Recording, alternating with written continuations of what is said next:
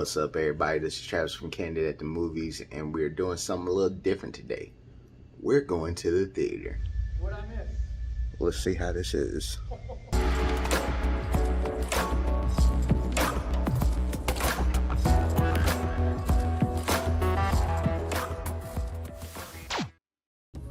So, it's been a day since I watched the Unholy, and I decided to let my mind think on it a little bit more before I gave a full-fledged review after I watched it. So here it is. So, my immediate thoughts of the movie. Good premise, but overall, yeah, you're not missing nothing, guys. We'll talk about it more in a second. Overall, the Unholy's been out, I'd say, about a month now. Theaters just opened back up in my area. So this was still available to watch. It was starring Jeffrey Dean Morgan, Cary Elwes, I can never say his name right. And those were like the big names in the movie, It was basically about a guy that was a journalist. He got in trouble.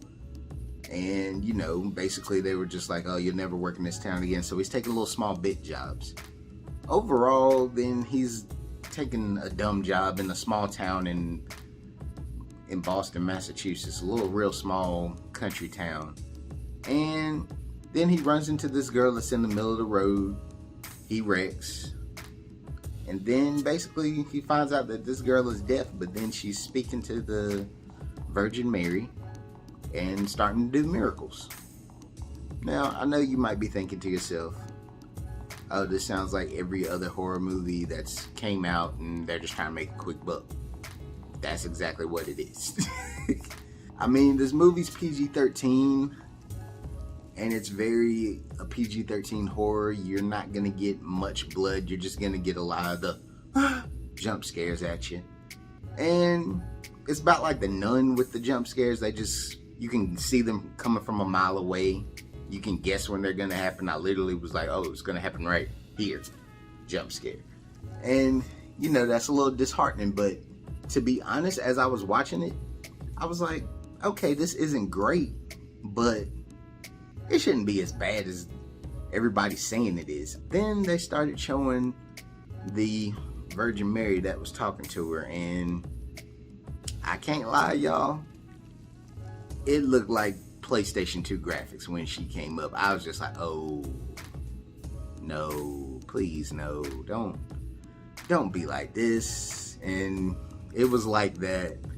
And then I was just like, okay, I see where this 28% was going. I was like, it became very predictable.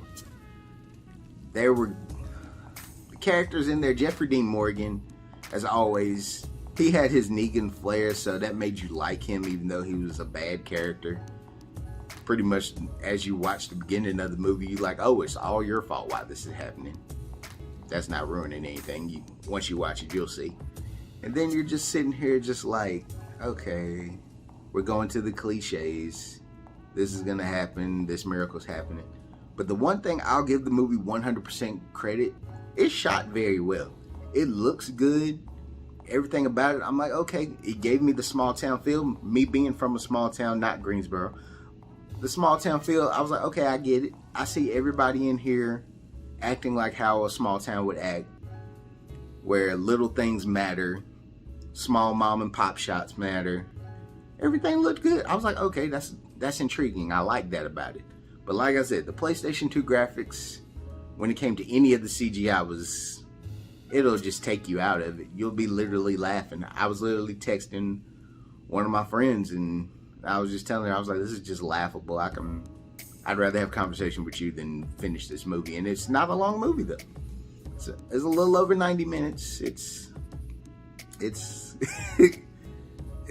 just get you through the motions. But the one thing I will say, Cary Elwes, your Boston accent, I know you're from England.